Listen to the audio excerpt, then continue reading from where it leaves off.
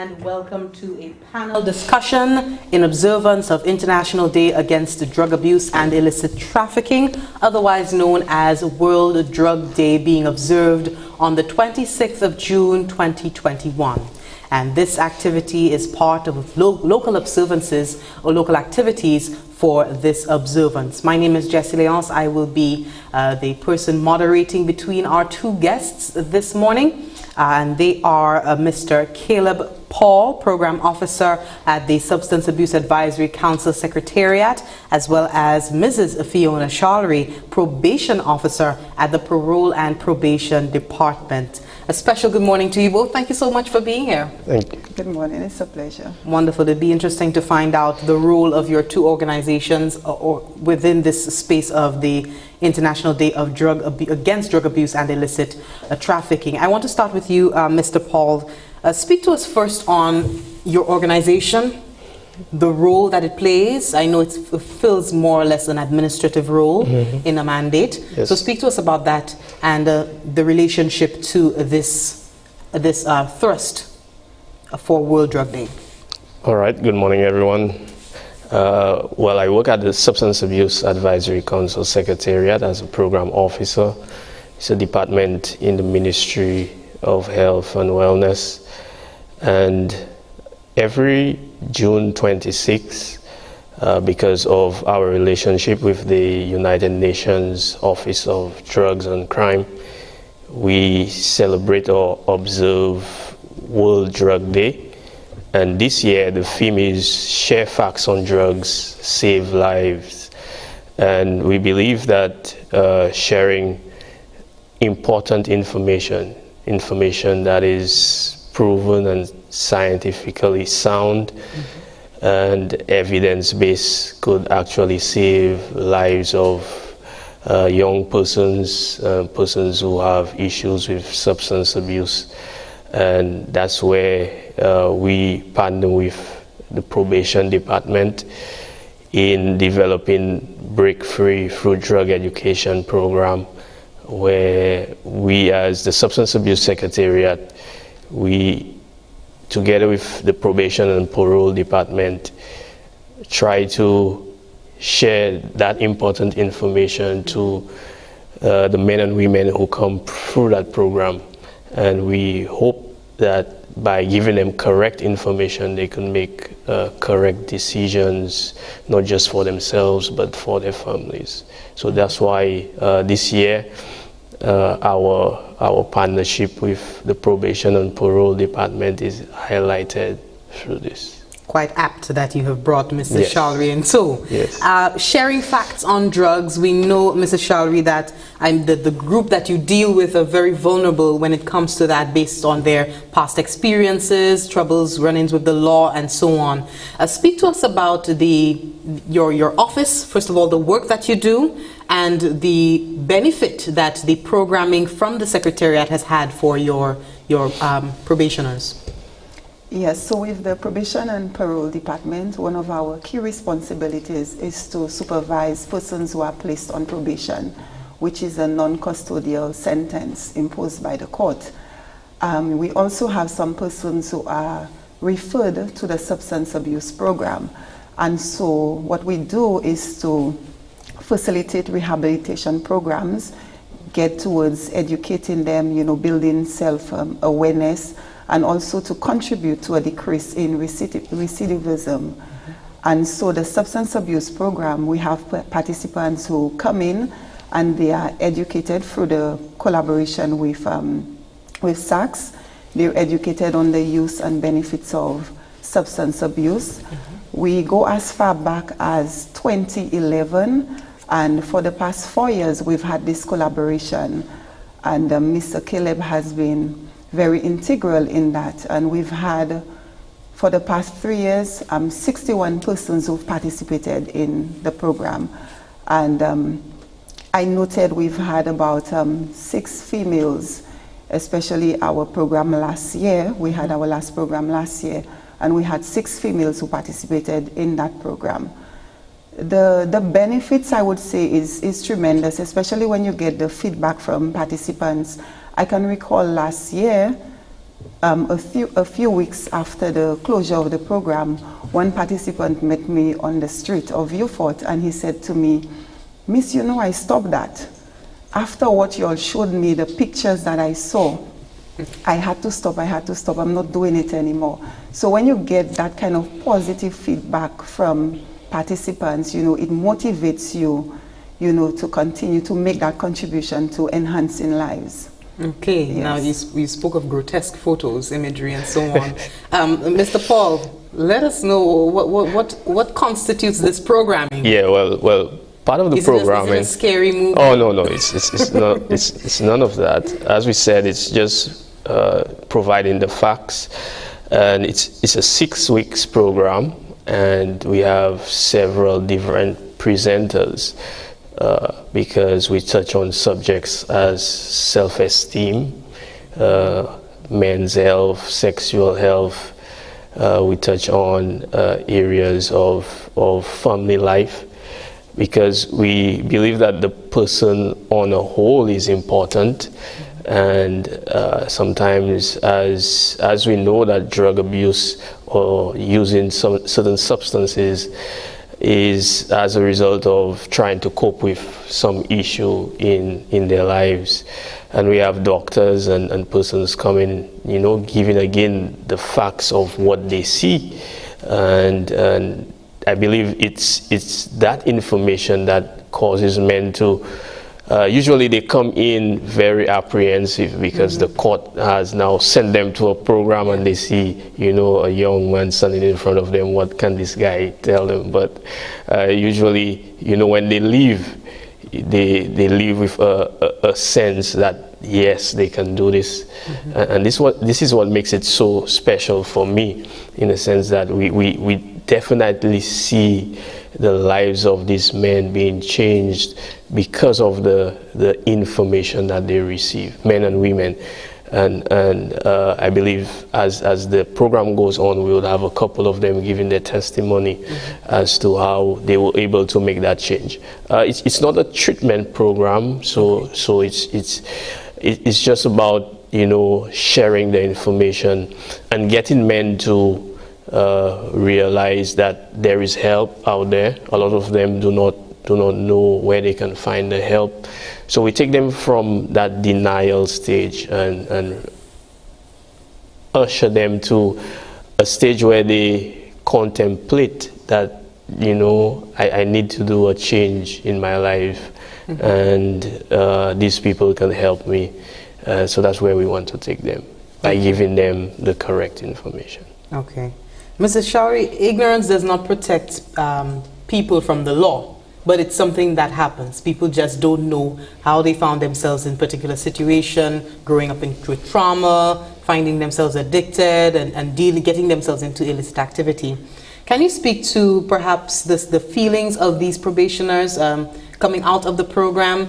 Do they feel that, is it a case that they didn't know this information before, and now that they've been equipped, now that they know they can make better choices? Yes, it is definitely a case where they did not know the information before, because you find most persons who use drugs, they do it because they were introduced to it by a friend. Okay, they see it happening in the community. We see a lot of young persons who sit on the block engaging in the smoking of marijuana. And so I believe, you know, if they're educated enough, you know, I know about the drugs, I know the risk involved in using the drug, then I can make a more informed decision. So educating them on the use of the drug is very important. You know, at least moving forward, they know if I decide to continue with using drugs, then I know what I'm doing. Especially too, when you look at the dangers of mixing your drug. I can recall I met a young boy, he was 13 at the time, and he was introduced to the drug by his grandfather. And at the time, his grandfather was mixing the marijuana with tobacco, right? And then he carried out a medical examination, and then there were black spots on his lungs. So that was very concerning for a teenager. And also, it was alarming the number of joints that he was using per day, as many as 16 joints per day. So it's, as I said, it says a lot about not being educated. I'm using this. Yes, my grandfather introduced me to it, but do I know the risk involved in it? And this is what we do with the programs. We educate them, looking at the risk, the health risk, especially the health risk. And so when we educate them, at the end of the program, they do share their feelings, to say, well, I didn't know that, I'm using it. I was told marijuana is safe. This is what they know, this is what they believe, but then after the program, they are informed, and so they're able to make better decisions moving forward. Okay, and that's one specific group of individuals. Mr. Paul, speak to us from the Secretariat perspective. I mean, what is the understanding of the population's understanding of drugs, the reality of it, the risks involved? I believe our society here in St. Lucia, as a secretariat, our mandate is to be the surveillance arm of the ministry when it comes to substances and substance use. So we are responsible for monitoring the trends in substance use. And usually our surveys begin from the secondary school age. And what we're finding is that even from the primary school, our young people do not perceive these substances as harmful. So an example like alcohol. So because of our culture and how it's so pervasive in every social event and community, exactly, Christmas, at the funeral, everything, at the wedding, they must have some alcohol to make it good. So you'd find a young person there would not perceive alcohol even as a drug or substance that could have can be very harmful to you.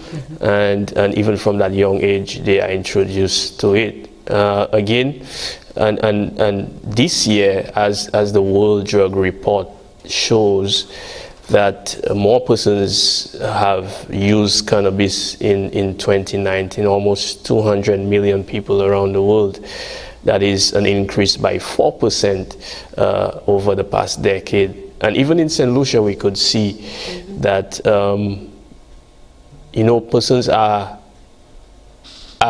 moving more towards using cannabis, and especially young persons, because the perception of harm,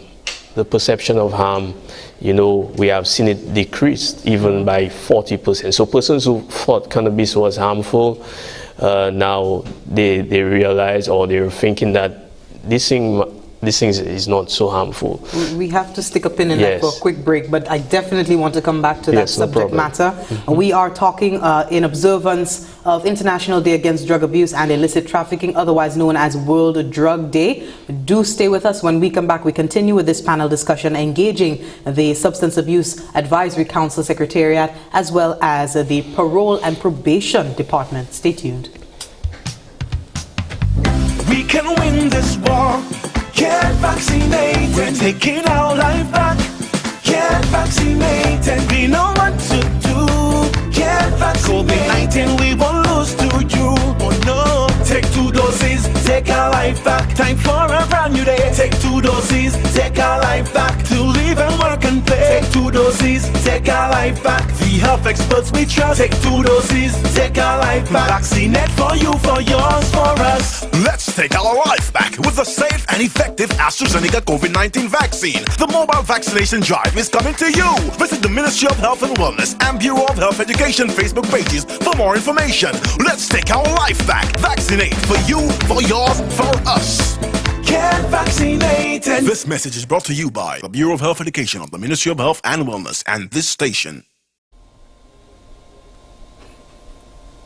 Thank you so much for staying with us. This is a panel discussion in observance of International Day Against Drug Abuse and Illicit Trafficking, part of local activities for this World Drug Day observance. My name is Jessie Leonce, if you're just joining us, and we are speaking to a representative from the Substance Abuse Advisory Council Secretariat, Mr. Caleb Paul, and also Mrs. Fiona Charlery. She is from the Parole and Probation's Department. She's a parole officer.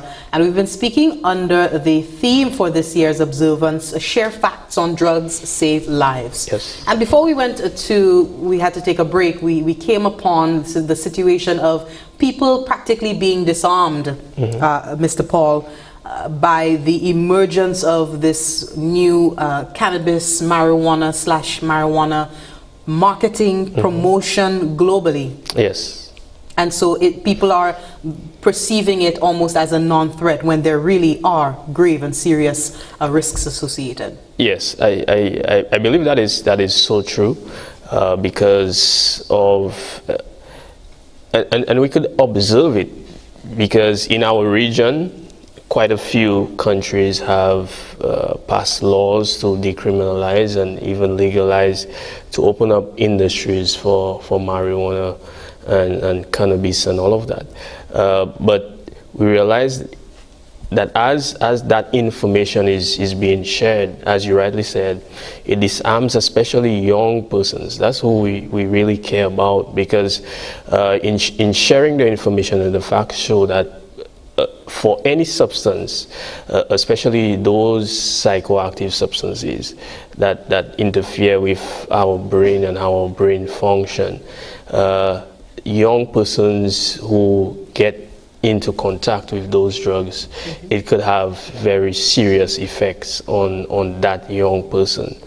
I believe, everybody who uses a substance, it would affect them differently. But we must be honest and in sharing our information, in saying that even like cannabis itself has effects on young brains and young persons. And I believe the agencies here, they try to give up that information as well, that this is not for a free-for-all and for young persons to just feel that you can just use whatever amount of cannabis you want. It would be definitely controlled, and it would be especially for young persons, just like we have laws protecting them against alcohol use and tobacco use. There will be laws that would control young persons using those substances. But we don't hear that information too often. So that's where we as a Secretariat come in to advise our young persons that it's better to wait when all your systems are developed and functioning, and then you'll be able to make a choice whatever substance you want to use. But as you continue to develop as a teenager, as a child, we would advise you to stay away from those substances because they can have an effect on you. Definitely highlighting the importance that while we pursue the commercialization of the thing, we also equally make sure the information is available to everyone. Yes. Mrs. Charlery, if you could just talk to us about the number of young persons that come through your programs, the parole and probation programs, either by way of the system, the Borderley Correctional Facility. Yes, and what I mean to ask is, how many of them are being impacted by drug abuse and drug dependence? Yes, most of the young persons who come through the department, they're referred by the court. So they're either placed on a supervision order or probation order. And when I look at the figures for the past 3 years, participants were between the ages of 15 to 40, but a larger number of participants are between the ages of 15 to say about 25. So you find a lot of young persons are using marijuana. And so when they come to the program, referred by the court, this is why we facilitate the substance abuse training program, as we said before, to educate them on the use of it. One of the observations we've made as well, looking at our juveniles, we look at issues of poor discipline, poor self-care. And within the school system, many of them who exhibit poor discipline, there is a link with marijuana use, with substance use. There is a link. And you find once they're using, they become aggressive. They are aggressive in the home, because we get reports from parents as well. And even when you look at all of that, it speaks about, poor support. Having a poor support system.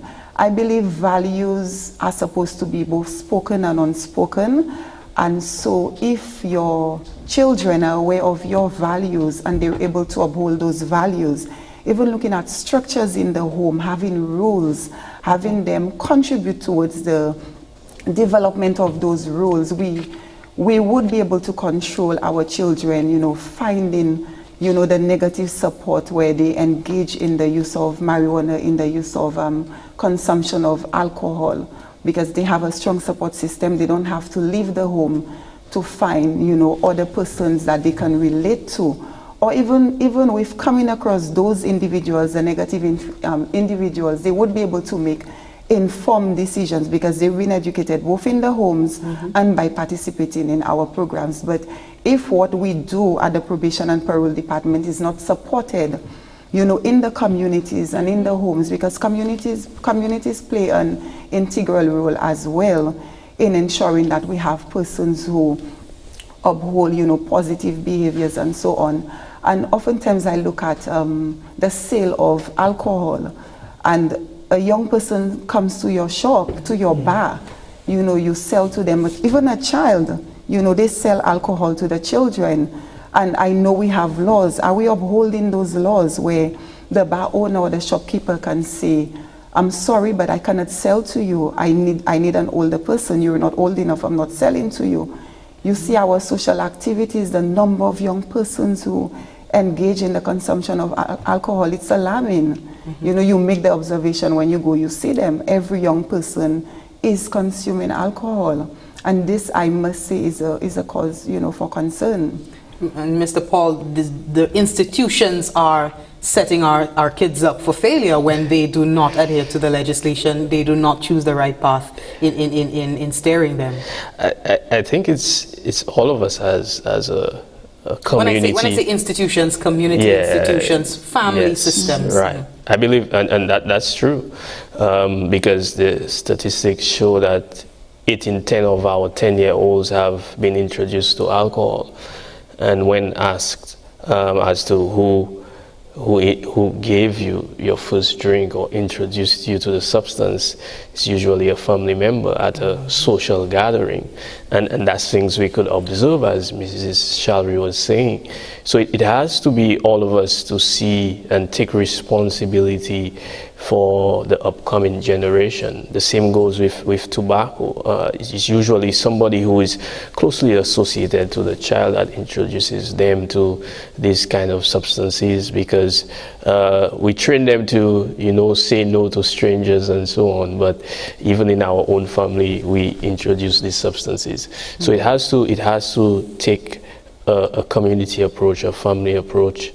And then our bigger agencies like substance abuse and probation would come into for those persons who probably did not have that experience or that type of close family unit, and we could help. But those who could, instruct the child and our young persons, we should take the responsibility to ensure that we have them realize that at this point in your life, you do not need these substances. Enjoy your time as a child, do childhood things or children things, and I know that if we all come with that mentality, we would see a change in the curve when it comes to adolescent substance use in St. Lucia.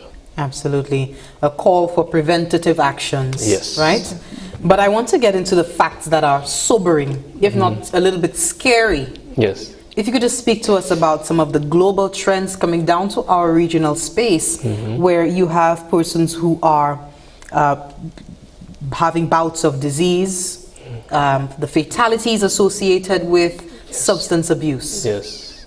Let me just backtrack a bit. In 2020, February, the United Nations Office of Drugs and Crime and the Canadian Security Agency had a training here with synthetic drugs with our first responders and police officers, custom officers and fire service, to help us be able to better recognize what these substances look like.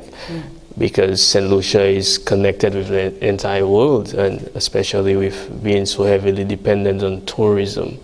So things like fentanyl and those new psychoactive substances. Party drugs. Party drugs, right. So St. Lucia is slowly becoming a party destination.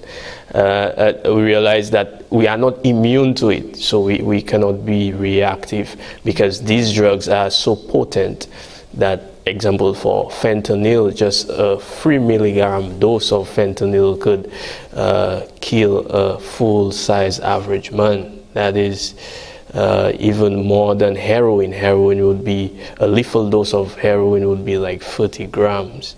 But for fentanyl, it would be just 3 grams. And it's just, you might not be able to see it. It could just be on the surface, and you inhale it or touch it. That's why we had the special training for our first responders, so that they could be careful and be able to protect themselves when they are not sure what the substance is.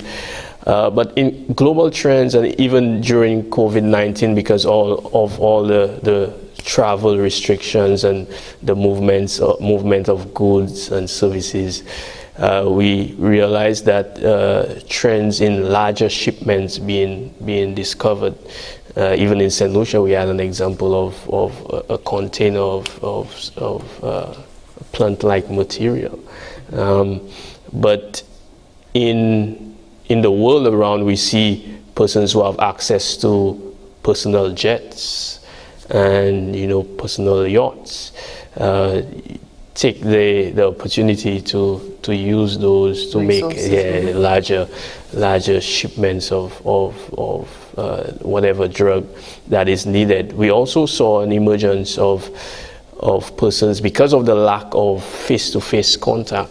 They would use agencies like the post office and those non-contact agencies, where they would just ship the drug or the substance to the person who requested it or buy it without a return address. So through the post office and those areas.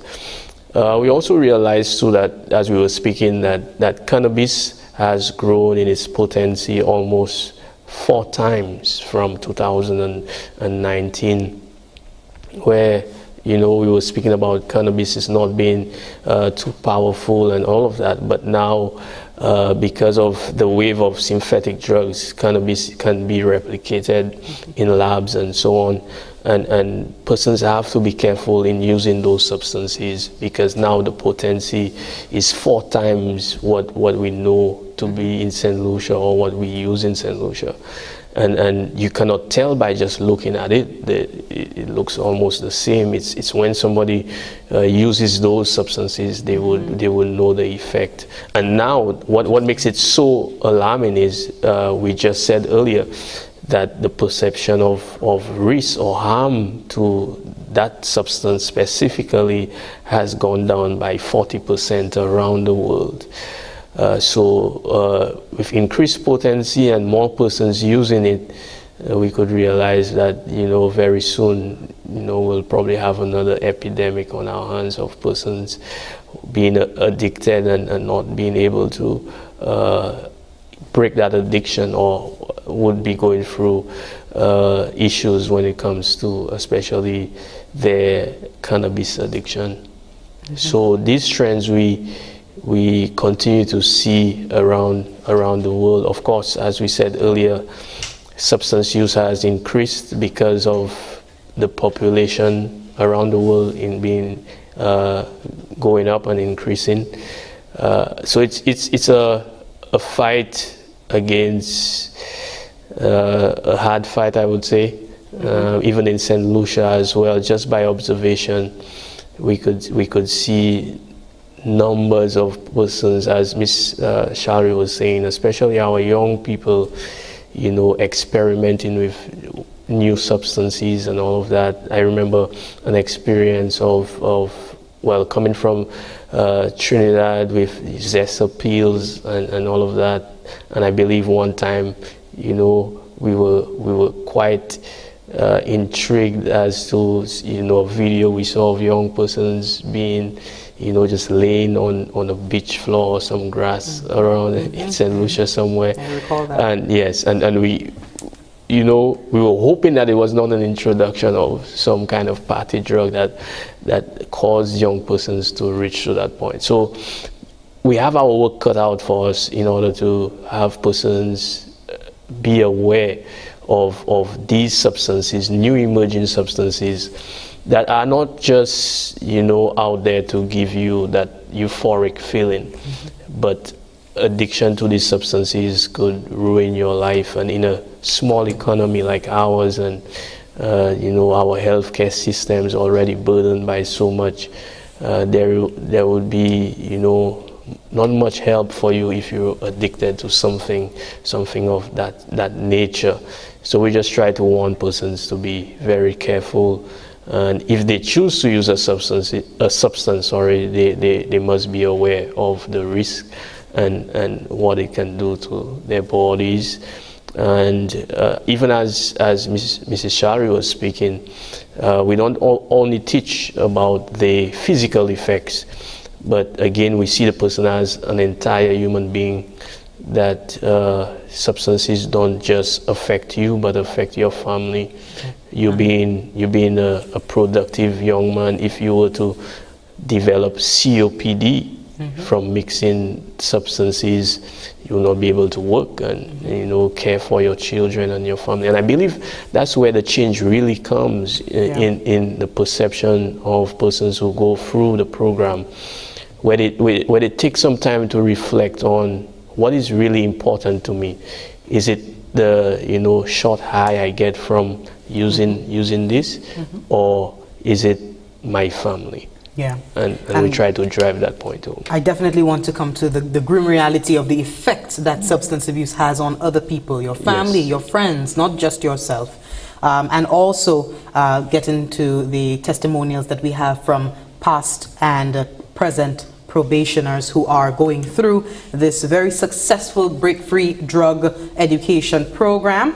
You are watching a panel discussion as part of observances locally for the International Day Against Drug Abuse and Illicit Trafficking. We are talking under the theme for this year's 2021 observance, Share Facts on Drugs, Save Lives. Stay with us. We will be right back with more information.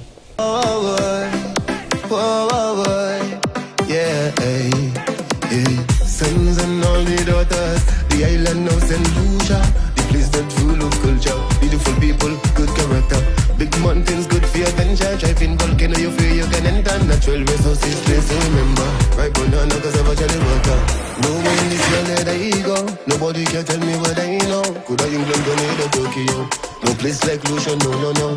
Then Lucia, my little Chacalisco, number one on the list now. Even when your own people them hit you, I will never forsake you. Sons and all the daughters, the island now St. Lucia, the place that full of culture.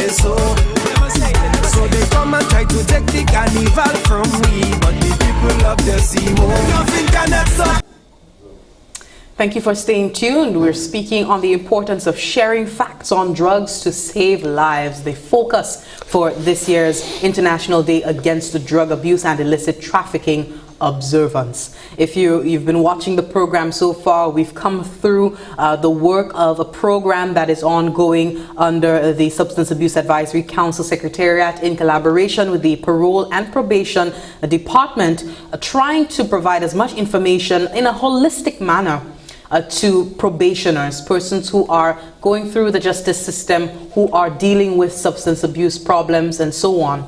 And we've come to the point where we want to look at the impact, the ripple effect on other individuals, so not just the person who is contending with the substance abuse problem, who is dependent, but also the impact it has on their families and others in the community. And I want to come back to you, probation officer within the Parole and Probation Department, Mrs. Charlery. If you could speak to us about this impact, what is the observance of your department in that respect on the family? Yes, the impact is it does have an adverse impact on the family, in that you have parents who are not able to control, especially the young persons. They're unable to control them. They don't get them to listen. You know, they have difficulties getting them to listen to them. And so they do come to the department for assistance to see how we can assist in getting them to change their behavior, getting them to be more productive individuals. One of the things I would want to touch on is looking at the impact of, you know, mental health issues on the family. And what we see coming out of the court is that many of these individuals who have, you know, they before the court for minor offenses, say wounding, you know, grievous harm and so on, these individuals do have mental health issues, and the assessment shows that they have marijuana-induced psychosis. And so when Mr. Paul spoke about the effects of marijuana on the brain, you know, many of them have, and then when it comes to getting the support of the family, even to get them to take their medication, it has become very difficult, very challenging, because some of them who are sentenced, you know, when they're about to be discharged from the Bodily Correctional Facility, we have to find out whether there are any family members who are willing to assist. And this has become very challenging. Over the past few weeks, we've had a lot of these issues to deal with, where we have to call family members, hey, you know, so-and-so is about to be discharged, and we need to know whether anyone will be responsible to at least, because when they're not on the medication, they misbehave, it becomes a problem for the community on the whole. And so it's challenging in that you cannot find family members who are willing, because they have been affected. Some of them have been harmed by their own family members. And so it's very difficult, but we cannot keep them at the Bodily Correctional Facility to say, well, you have nowhere to go, so you will stay. It is an injustice to them, so they have to be released. And the decision is made where you do not get the commitment from family members, but they have to be discharged into the community. And it's a very difficult situation to deal with, you know, knowing that there is no effective, you know, support system for these young persons. And I say young persons because many of them are young persons in their early 20s. And you make those calls and, you know, sorry, I can't help. You know, you have family members who will say to you, I've tried giving it to them in the food, and, you know, they're very suspicious. They know that you're giving them the medication, so they won't take it. So this is one of the biggest challenge for the family, dealing with family members who have mental health issues, or rather marijuana-induced psychosis. So many of the persons we see on the streets who are wayward and so on, this is what they suffer from, marijuana-induced psychosis. Wow. Yes. And Mr. Paul, this is definitely a situation on a national scale, even to the point where the facilities that are there for persons to go to aren't always being utilized, because you have this dynamic where a family is not speaking to that person person is on their own, they go through their bouts of psychosis, as you mentioned, Mrs. Charlery. There's nobody to really intervene, take the mantle and say, we're going to get help, we're going to fix this. Yes, and again, I just want to make an appeal to our, you know, stakeholders and agencies who can help in some way to ensure that, you know, together, and that's what this year's World Drug Day should bring us to, that each of us see these lives as worth saving.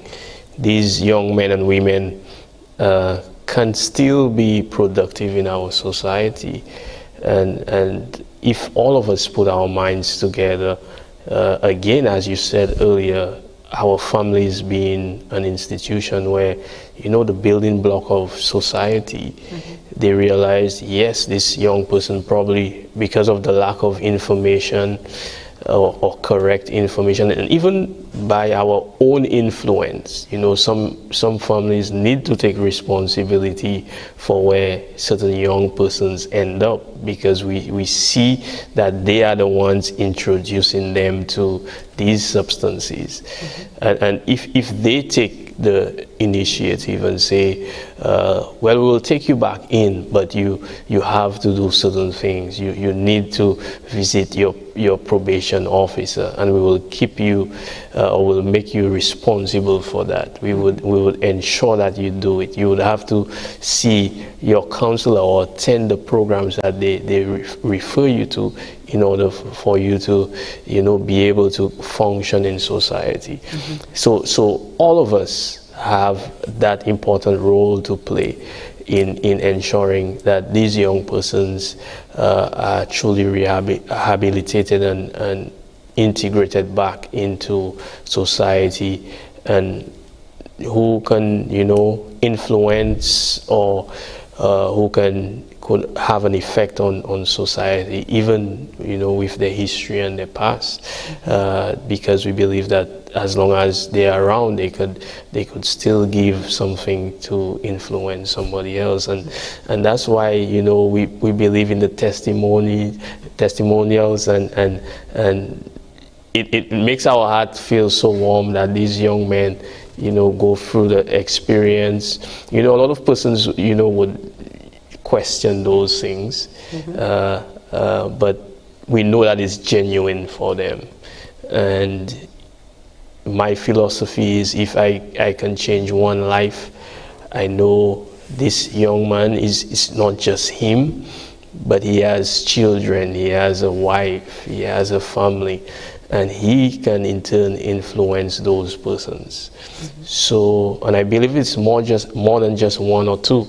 As I see them and we speak, you could see the difference even in their physical appearance and how they keep themselves. So it's just based on us persons who care enough to make a contribution, to take some time into ensuring that these persons are cared for in some way. It might be a sacrifice for somebody somewhere, and somebody who really is concerned, but it has to take all of us as society to ensure that these persons are rehabilitated. Okay, and speaking of which, Mr. Charlery, if you just talk to us about the two clips of the present and past probationers. They've gone through the program, they have been equipped with all of the information that they've needed to know, and just tell us about their own resolve. How did they come in and how are they going out now? Yes, so we have two a past probationer and a current probationer who were willing to give testimonies as it relates to the programs that we offer at the Probation and Parole Department. Roger Smith, he completed probation a few years ago, and he participated in the substance abuse program. And he visits the office quite often, to give feedback, telling us of, the life-changing, benefits, participating in the program, being a probationer, and the relationship that we shared with him. And, he always says it meant a lot. He didn't know he did not have that knowledge before. And if he was better informed, a lot of the mistakes that he made in the past, he would not have made those mistakes. And so when you get those stories, you're proud. Mm-hmm. It motivates you to continue to do the work that you're doing. Winners Alphonse, one of his goals was to stop smoking. He's a current probationer. He's a current probationer. That was one of his goals. So we worked towards that. How do you intend to achieve that goal? And he said, I would lessen on the intake. And so he worked on it. It was a gradual process. And it was about last month, he said to me, I have stopped. And I said, you did. He said, I have stopped. It was one of my goals. So I have achieved that goal. And he was willing to to speak on that as well. Also, with him too, just being placed on probation, the difference that it has, made in his life, linking him to different services. He has his challenges, they both have their challenges, but they are still motivated. They are still encouraged to not to give up because they want to make a meaningful contribution to society, just their lives in general, their whole outlook, how they were before and the person that they are now, the individuals that they are now, and they want to continue that change, Well, let's take a look. We have the clip from Mr. Roger Smith, the past probationer who participated in this program. Yeah? Yes. Let's take a look at it.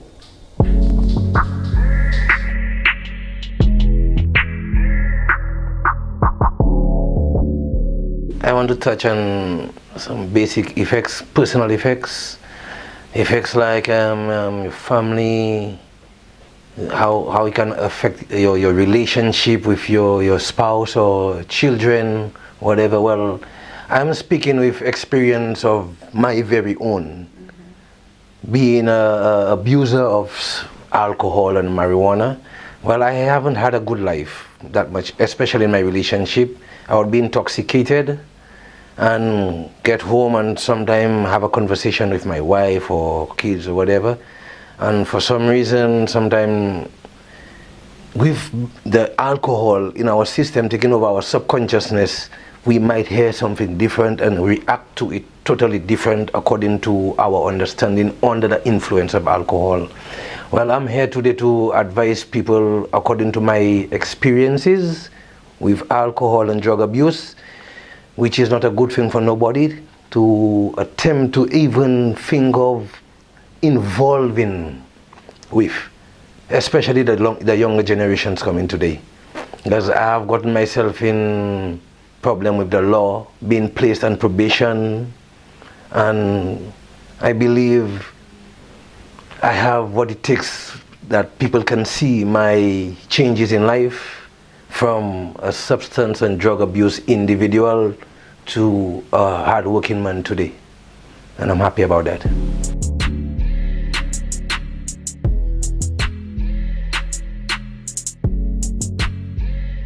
What motivated the decision of changing in my life in that situation? Well, first of all, like I say again, problem with the law because of family. I've been imprisoned, placed on probation, and whilst being on probation, going through these classes, well, I have to say I had some very good teachers, individual probation officers who could have kept us on the right track.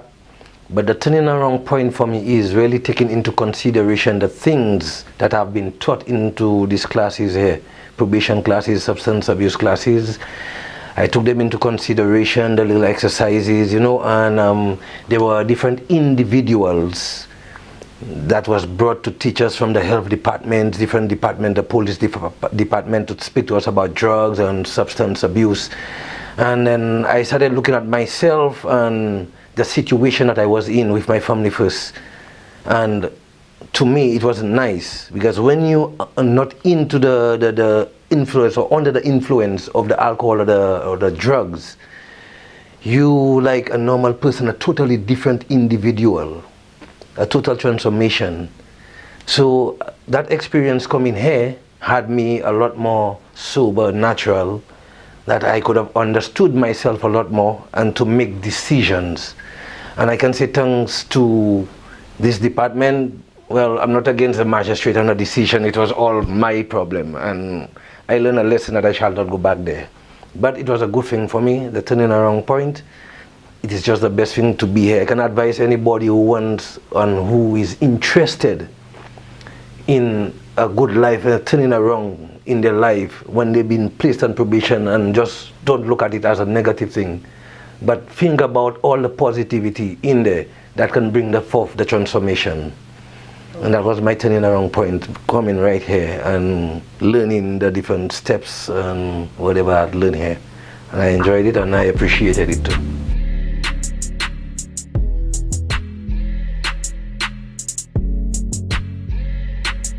Well, what I can say to the younger generations right now, it's better that we try to live a safe life, a life away from drugs, substance abuse, alcohol, and try to become better people in this society.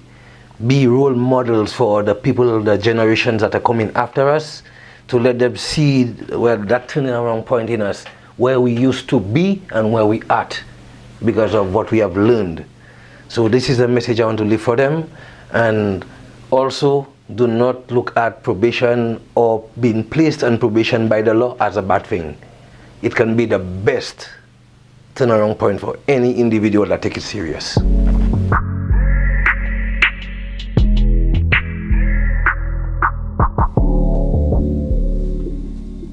So we just heard from Roger Smith, their past probationer who participated in the program, the Break-Free Drug Education Program, and now a current probationer who is going through this program, Winners Alphonse. Take a listen.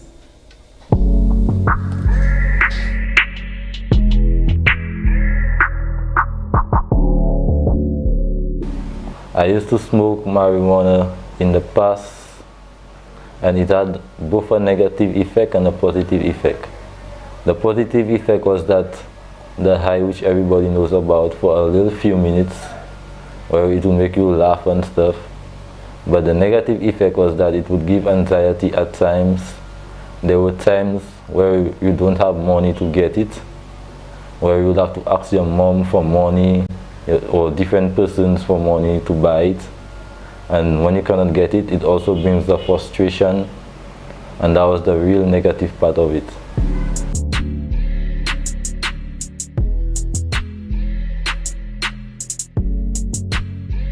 What motivated me to change and quit was the persons in my life, like my probation officer. She was a very good pillar and a very good support for me to quit smoking. She showed me the benefits and she showed me the health issues. My mom, my sister, they were also my motivation into quit smoking. And the fact that I realized what the negative parts of smoking was, it also gave me influence to stop smoking.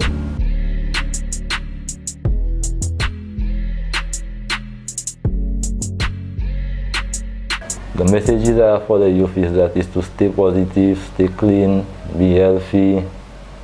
Plus, marijuana is illegal.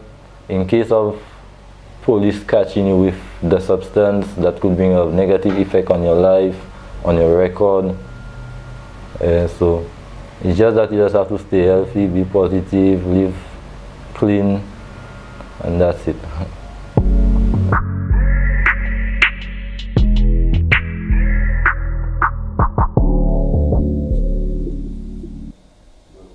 And that was Winners Alphonse, a current probationer who's gone through the Break-Free Drug Education Program that's being facilitated by the Substance Abuse Advisory Council Secretariat in collaboration with the Parole and Probation Department.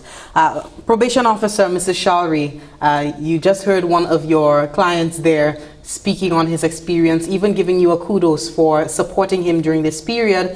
Tell us how does it make you feel? I know we hear about the Mother Teresas of the world and, you know, persons who feed the hungry and take care of the sick, but how do you feel about your role as a probation officer, being able to provide this service to many persons who are drug dependent? It's a rewarding experience being a probation officer, knowing that you're contributing to enhancing somebody else's life. Persons like Winners and Roger, they're inspirations, and many others. They keep you going. They make you accept that what you're doing, you know, you have a sense of purpose, that you're not just in this, you know, for the job or for the pay at the end of the month. But when you receive the feedback, as we all heard, it gives you this, it gives you this sense of gratitude, that if I'm doing just that, it is enough for me at the end of the day. That I know when I leave the office that I contributed to something worthy. And for me, this is very meaningful. And just to have that commitment to know that, you know, these persons are placed in your care. you are supposed to rehabilitate them. The change is supposed to be observed by the community in the homes. So when we speak to the parents, they speak of the changes that they experience. They do tell us, I see a change in him or her. When you communicate with the authorities at the different school, you know, all of that positive feedback, you know, gets you even more committed to the job. So it's a very rewarding experience, I will say. Wonderful. Yes. And Mr. Paul, what for the future of the Break Free Drug Education Program? I know you won't deny any support or, you know, contributions from corporate. Oh, yeah. We, of course, you know, our challenges usually would be finances and so on. But just being able to give these young men and women a chance. So you might not be able to give financially, but you know, when they are recommended for a position and when they are coming to you to find work, you know, albeit that this would be on their record, but take into consideration the body of work that this person has put into, you know, elevating themselves and where they were. Don't just look at where they were, but look at who they are now, because we realize the change is happening. So if you cannot in a financial way, but you know, open opportunities for men like Roger and Venus and Bobby and all kind and all of them, so that when they come to you, don't just look at as who they were, their past, but look as to what they can offer for you. And I just want to say a big thank you to the directors of the probation department, Mrs. Louis and Mrs. Calix in the South, who, you know, believe that this could have worked and this is what they needed. And the probation officers like Mrs. Charlery, Mr. Cox, Mr. George, Mrs. O'Keefe up here in Castries. So we just want persons to, as a community, to embrace these men and women, and as we're doing our parts, do your part to encourage them and ensure that they remain committed to the goal. Saving lives by sharing facts. Yes. That's the simple point of this program, and definitely we'd like to thank you so much for the work that you guys have been doing in really helping to rehabilitate these individuals who've, you know, just gone off track in life and now attempting to get back on. The Break Free Drug Education Program, it continues, Mr. Paul? Yes, it does. Actually, our fourth session continues in Vieux-Fort, commencing in July. Okay. Because of the COVID restrictions, we cannot have as many persons in one space, but we'll look to you know, be eager to see these newcomers and how we could impact their lives. Okay, wonderful. This has been a panel discussion to speak on the focus of the International Day Against Drug Abuse and Illicit Trafficking for this year. Share facts on drugs, save lives. We do hope that you have taken into account this information, and if you know of someone who is dealing with a drug abuse problem, a substance abuse issue, they're drug dependent, you're a family member, you are a friend, you're in the community, you're seeing something, we do hope that you can speak out. And if yourself you're dealing with this particular issue, that you reach out for help, and help is available. Yes. Yeah. Yes. Through the various organizations, Yeah. if you list them, if perhaps if they could call. Yes. Well, for drug treatment, it will be the Turning Point Rehabilitation Center. I believe the number is 451 3780. Well, you have the probation department. You have substance abuse, the Ministry of Health. All these departments could, you know, even if you go to the health center and speak to a nurse or doctor there, they can refer. They can refer you, yes. Wonderful. Thank you so very much, Mr. Caleb Paul, Program Officer from the Substance Abuse Advisory Council Secretariat and from the Parole and Probation Department. Nice to meet you both. Mrs. Fiona, Charlery, nice to meet you both. We really appreciate the work that you've been doing. Thank you so much for watching. This has been another production of the GIS on NTN in observance of International Day Against Drug Abuse and Illicit Trafficking. Do stay tuned to NTN for more programming.